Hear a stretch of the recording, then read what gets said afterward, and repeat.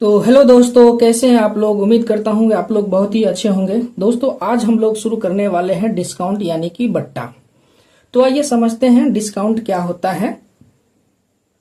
सबसे पहले हम ये समझते हैं डिस्काउंट का अर्थ क्या होता है। देखिए, इसको आप सिंपल वे में समझने का कोशिश कीजिए। ठीक है, मान लीजिए आप किसी मॉल में जाते हैं। ठीक है, वहां पर आपको कोई कपड़ा पसंद आ जाता है और उस कपड़े के ऊपर जो है एमआरपी लगा हुआ होता है, मान लेते हैं 2000 रुपए का। ठीक है, जब आप इस कपड़े का बिलिंग करवाने के लिए जाते हैं तो बिलिंग काउंटर पर आपको पता चलता है कि यहाँ पर आपको 30% का डिस्काउंट दिया जा रहा है। ठीक है, तब आपका ये बिलिंग होकर के जो कम रुपए लगेगा, यानी कि 2000 की सामान पर आपको 30% कम रुपए देना होगा। ठीक है, अच्छा, अगर हम मान लेते हैं कि यही 2000 की वस्तु है। ठीक है, 2000 की वस्तु है, इस पर आपको बिलिंग करवाने के लिए जब आप गए तो 500 रुपए आपको छूट के रूप में मिला। छूट के रूप में मिला कहने का मतलब इतना रुपए जो है आपको कम देना पड़ा। तो फाइनली आपको उस कपड़े का पे कितना करना पड़ा, 1500 रुपए पे करना पड़ा। यानी 2000 की वह वस्तु थी, 500 रुपए आपको कम देना पड़ा, तो ये मिल गया आपको 1500 रुपए में। तो ये जो 2000 पर 500 रुपए का जो कम राशि आपको देना पड़ा, यही तो छूट है। ठीक है, तो अभी हमने दो तरीका से आपको इसको रिप्रेजेंट करके बताया। एक तो हो गया ये 2000 पर 30% का छूट, एक रुपए में हमने आपको बताया कि कहीं आपको 500 रुपए की छूट करके दिया जा रहा है। तो समझिए कि दुकानदार आपको दो तरीका से छूट दे सकता है, एक परसेंटेज में और एक रुपए में। यहां से हम यह समझ पाए कि जितनी की वस्तु का मूल्य होता है, उस मूल्य पर हमें जितना कम राशि पे करना पड़ता है, वह कम राशि ही हमारे लिए डिस्काउंट कहलाता है। वह कम राशि हमारे लिए डिस्काउंट कहलाता है। बात समझे? ठीक है, जैसे यहाँ पर हमें 500 रुपए कम देना पड़ा, तो ये 500 रुपए मेरे लिए डिस्काउंट है, और यहाँ पर ये 30% क्या है, मेरे लिए डिस्काउंट है। तो हम 2000 का 30% अगर हम निकालते हैं, 2000 का 30%, तो अगर हम यहाँ पर निकाले 30% तो 100, तो ये कट जाएगा दो बार में, तो यानी कि 600 रुपए। 600 रुपए आपको जो है वो डिस्काउंट के रूप में दिया गया। 600 रुपए आपको डिस्काउंट के रूप में दिया गया। बात समझे?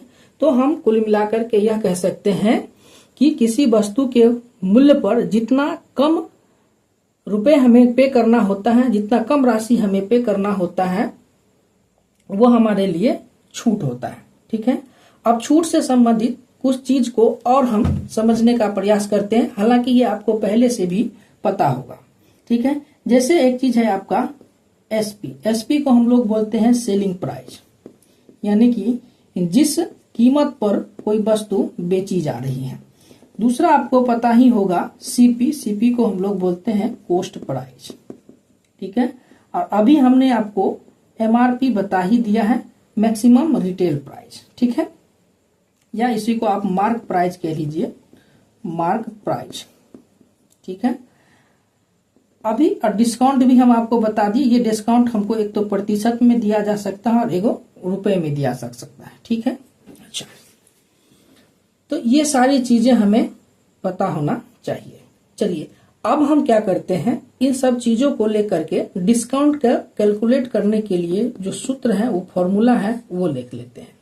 जैसे समझिए, यहां से हमने क्या किया, 2000 रुपए की वस्तु थी, 30% का डिस्काउंट मिला, यानी कि हमें 600 रुपए का डिस्काउंट मिला। तो 2000 में से 600 घटाएंगे तो हमें कितना मिलेगा, ताकि 1200 रुपए में, ये 1200 कहते 600 गया तो 1400 रुपए में जो है सही हमें मिल रहा है। तो इसका मतलब हुआ कि डिस्काउंट बराबर क्या होता है, मार्क प्राइस माइनस का एसपी। यानी कि जितना उस वस्तु का मार्क प्राइस होगा, उसमें हमें जितने में वस्तु दिया जा रहा है उसको घटा देंगे तो हमारा डिस्काउंट निकल के आ जाएगा। उसके बाद जो है डिस्काउंट जो है वो हमें परसेंटेज में भी पूछा जाता है।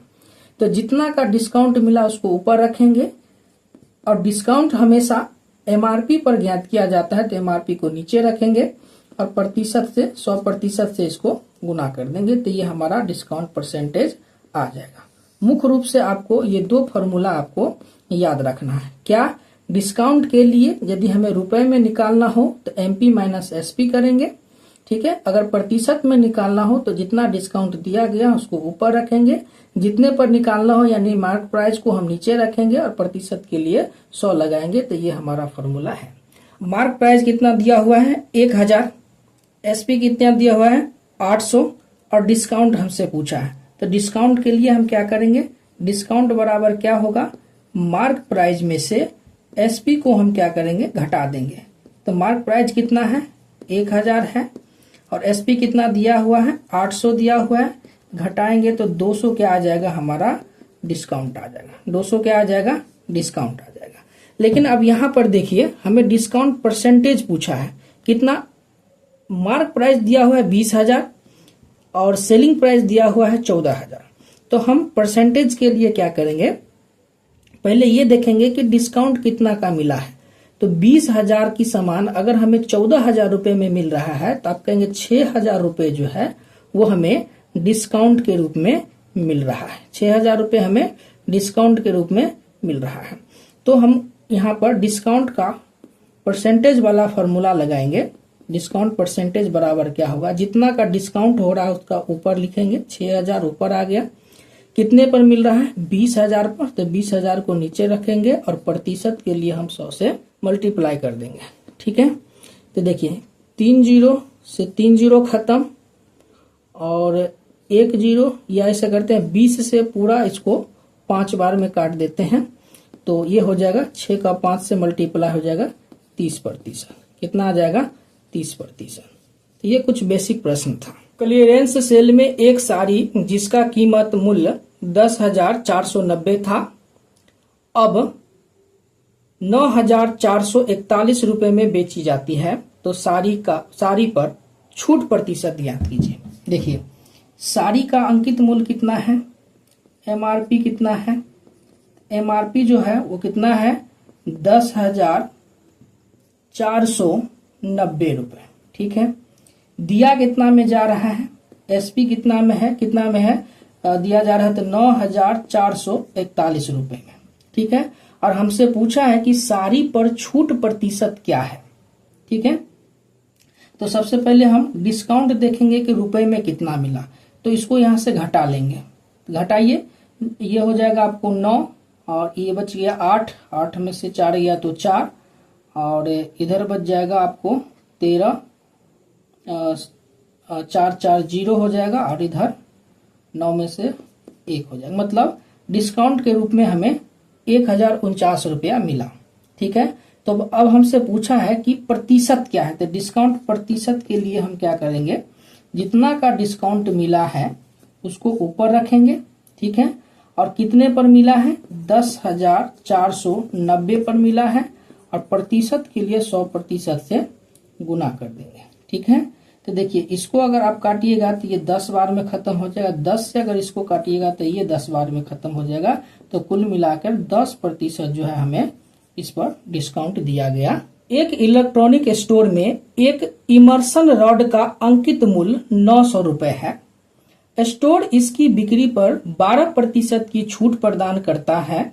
ग्राहक इसे इलेक्ट्रॉनिक स्टोर से किस कीमत पर खरीद सकता है? मतलब कितने रुपए में वह खरीद सकता है। तो दिया गया क्या है प्रश्न में? अंकित मूल्य कितना है? एमआरपी कितना है? तो एमआरपी दिया हुआ है आपको 900 रुपए, ठीक है। स्टोर इसकी बिक्री पर 12% की छूट देता है। तो डिस्काउंट प्रतिशत कितना है? 12%, ठीक है।